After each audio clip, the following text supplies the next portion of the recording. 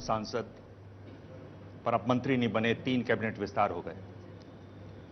आप परिवर्तन रैली की जो पोस्टर हैं उसमें आपका तस्वीर नहीं, इलेक्शन कमेटी बनी दिसंबर में, आपको उसमें नहीं। मैं आपसे पूछना चाहता हूं कि आप रह कहां जाते हैं? यही तो खूबी है कि मैं कहीं नहीं हूं और सब जगह भी हूं।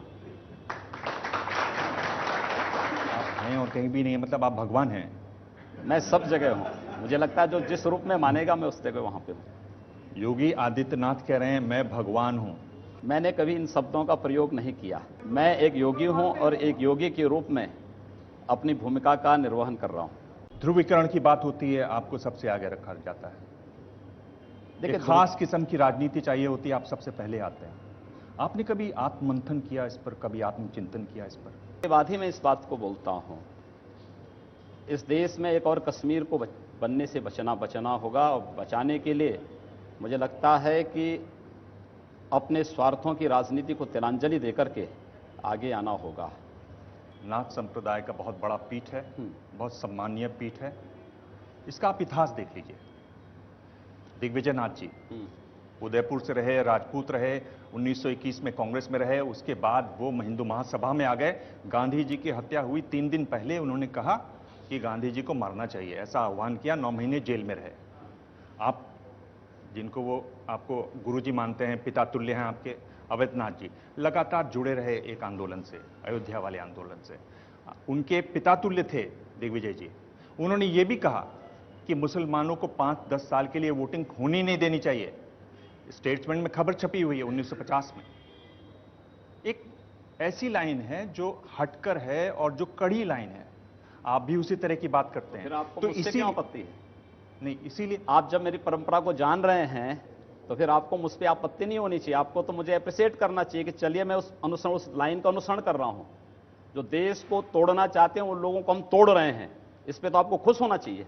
पार्टी में ही एक विशेष ब्राह्मण वर्ग है जिनको इस तरह की बातें नहीं पसंद आती, जिनको आप जो कड़ा रवैया अपनाते हैं वो नहीं पसंद आता।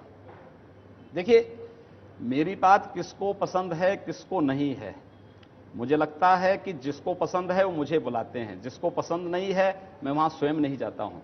स्वाभाविक रूप से मुझे बुलाया गया है, हर जगह मैं जाता हूं और लोग मेरी बात को मानते हैं, मेरी बात को स्वीकार कर रहे हैं।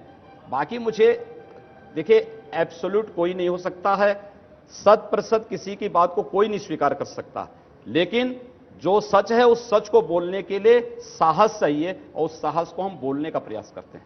आप उत्तराखंड से, राजपूत परिवार से आए, आपने भी इसी तरह से किया। मैं ये कह रहा हूं कि देखिए, मेरा सवाल सुन लीजिए। हमारी संत परंपरा में जाति नहीं देखी जाती है और ये अत्यंत शर्मनाक माना जाता है जब संत को किसी जाति विशेष से जोड़ते हैं। मैं एक हिंदू हूं और एक योगी के रूप में अपनी भूमिका का निर्वहन कर रहा हूं। आपको जाति तो अच्छी है लेकिन हिंदू नाम से इतनी चिढ़ क्यों हो गई? मुझे ताज्जुब होता है आपकी बात पे, भाई आश्चर्य होता है मुझे। ऐसा नहीं है कि खास ब्राह्मण वर्ग है। राजनाथ सिंह आपकी बातों को नहीं सही मान रहे हैं। आपने कहा कि कैराना कश्मीर बनता जा रहा है, वो कह रहे हैं कि ऐसी बात नहीं है। मैंने पूरे क्या कहना चाहेंगे आप राजनाथ सिंह जी को आज? देखिए, राजनाथ सिंह जी हमारे बड़े नेता हैं, देश के गृह मंत्री हैं। गृह मंत्री के रूप में उनको जो कहना उन्होंने कहा है, लेकिन मैं इस बात को बोलता हूं, पश्चिमी उत्तर प्रदेश की स्थिति जिस प्रकार से है, पिछले 15 वर्षों में जिस तेजी के साथ खराब हुई है, पश्चिमी उत्तर प्रदेश में जनसांख्यिकी असंतुलन की जो स्थिति पैदा हुई है, अगर समय रहते उसको नियंत्रित नहीं किया गया, पश्चिमी उत्तर प्रदेश भविष्य का फिर कश्मीर है। पर जो हुकुम सिंह जो वहां से सांसद हैं वो भी कह रहे हैं कि हिंदू मुस्लिम नहीं है, ये लॉ एंड ऑर्डर है। राजनाथ सिंह ने कुछ ऐसे, तो ये सब लोग आप ही की पार्टी के लोग हैं। ठीक बात है ना, ठीक बात है। ये सब पहले लॉ एंड ऑर्डर की प्रॉब्लम होती है। कश्मीर में भी पहले लॉ एंड ऑर्डर की प्रॉब्लम हुई थी, बाद में 19 जनवरी 1990 घटित होता है। 19 जनवरी 1990 पे क्यों नहीं चिंतन होता है, क्यों नहीं इस पे चर्चा होती है? 19 जनवरी 1990 के बारे में कोई चर्चा आज तक नहीं हो रही है। कारण है, हिंदू मारे गए, हिंदू भगाए गए, हिंदुओं का सामूहिक कत्लेआम होता है। क्या हिंदू इस देश में कहीं एजेंडे में नहीं है? उसका कोई भी आके कत्लेआम कर ले। पश्चिमी उत्तर प्रदेश में कश्मीर की इस दुर्भाग्यपूर्ण त्रासदी को होने से बचाना होगा और इससे पहले कि ये चीजें आए, हमें कैराना और कंधला जैसी घटनाओं को रोकना होगा। योगी जी, अखिलेश यादव गोरखपुर आए और आप कहते हैं कि बिजली हिंदू और मुसलमान देख के बांटी जाती है। उन्होंने आपको कहा कि भाई बिजली का तार छू लीजिए, करंट लगेगा, पता चल जाएगा बिजली आती है कि नहीं आती। देखिए, मैंने एक कहानी पढ़ी थी बचपन में चंगू और मंगू की। उत्तर प्रदेश में मुख्यमंत्री अखिलेश यादव को मैं देखता हूं तो उनकी कथा मुझे लगती है वो चंगू की तरह है जो अपने पैरों पर ही कुल्हाड़ी मार रहे हैं। उत्तर प्रदेश में बिजली नहीं बोलती तार, इनका तार, बिजली का तार बिजली नहीं देता है। इनका ट्रांसफार्मर जब बोलता है तब पता लगता है कि बिजली है ही नहीं। इसलिए उत्तर प्रदेश में बिजली नहीं है, ये मैं आज भी कह रहा हूं। आज जो दिखाई दे रहा है, इलेक्शन कमीशन के नाते दिखाई दे रहा है। और क्या ये सच नहीं कि उत्तर प्रदेश में विद्युत वितरण में इन्होंने भेदभाव किया है? आप चले जाइए बाराबंकी में, देवास शरीफ में 24 घंटे बिजली, महादेवा में 4 घंटे भी बिजली नहीं। आप चले जाइए देवीपाटन मंडल में, दरगाह शरीफ में 24 घंटे बिजली, देवीपाटन मंदिर में 4 घंटे भी बिजली नहीं।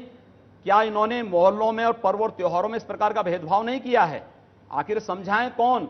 जो व्यक्ति अपने बूढ़े पिता को ही टूटी साइकिल से उतार कर फेंक सकता है। उत्तर प्रदेश की ये जो कट्टरपंथी वाली आपकी छवि है, हमारी कोई क्या कट्टरपंथी वाली आपने- छवि नहीं है। क्या आपने कभी मैं आप कह रहा सवाल हूं, मैं सवाल कट्टरपंथी हिंदू सुन- नहीं हूं। एक हिंदू के रूप में, एक सन्यासी के रूप में, एक योगी के रूप में जो सच है उस सच को बोल रहा हूं। बीजेपी की एक कट्टरपंथी छवि रही। 2012 में इनको 15% वोट मिले। इन्होंने अपनी छवि बदली, विकास की बात करते हुए आए, अपना काम लेकर नरेंद्र मोदी, और छा गए। क्या आपने कभी आत्ममंथन किया है कि अगर मुझे ज्यादा लोगों की मदद करनी है तो ये एक रास्ता है जो मोदी जी ने दिखाया, इस पर चलना चाहिए? विकास हमने किया है गोरखपुर में। आप गोरखपुर के विकास को देखेंगे तो मुझे लगता है आप ये प्रश्न मुझसे नहीं पूछते। मैं केवल आपको ये बताना चाहता हूं कि हिंदुत्व को आप विकास का विरोधी मत ठहराइए। हिंदुत्व और विकास एक दूसरे के पर्याय हैं और हम लोगों ने विकास कराया है गोरखपुर में, और प्रदेश के किसी भी अन्य क्षेत्र से अच्छा विकास हम लोगों ने गोरखपुर में कराया। योगी जी, इतना प्रचार कर रहे हैं, 150 से अधिक आपने जनसभाएं कर ली है, पश्चिम से लेकर पूर्वांचल तक। ख्वाहिश है सीएम बनने की यूपी का, अगर बीजेपी की तरफ से? क्योंकि आपकी करके चलिए कि बीजेपी का कोई कार्यकर्ता ही सीएम बनेगा, निश्चिंत रहिए। क्या लगता है कि 3 विशेषताएं उत्तर प्रदेश के मुख्यमंत्री में क्या होनी चाहिए? देखिए, उत्तर प्रदेश, हाँ, पहली विशेषता, देखिए, उत्तर प्रदेश के सामाजिक, आर्थिक और सांस्कृतिक विशेषताओं को जानने वाला व्यक्ति होना चाहिए। एक बात। दूसरी, उत्तर प्रदेश के सर्वांगीण विकास के बारे में एक रचनात्मक सोच उस व्यक्ति के अंदर होनी चाहिए। तीसरी बात, उत्तर प्रदेश में प्रत्येक नागरिक को सुरक्षा देने और उत्तर प्रदेश को देश के विकसिततम राज्यों में स्थापित करने का जज्बा उसके अंदर होना चाहिए। 3 बातें।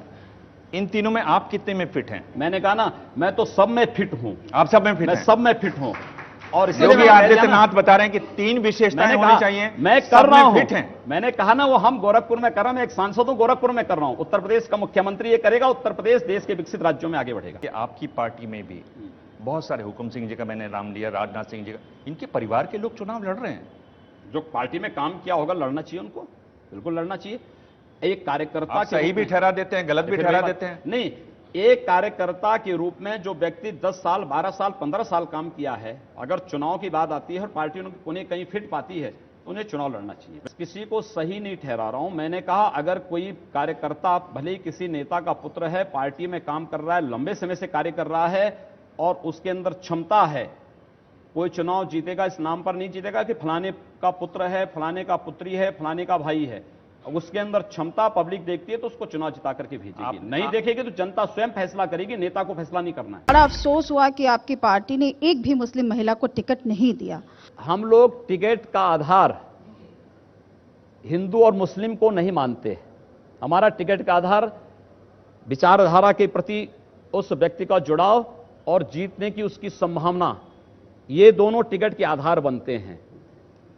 लेकिन ये तय करना, ये बोलना कि फलाने जाति या मत या मजहब के लोगों को टिकट नहीं मिला तो उसका विकास नहीं कराएंगे, ये मिथ्या है। 371 टिकट दे दीजिए, एक भी मुस्लिम को नहीं।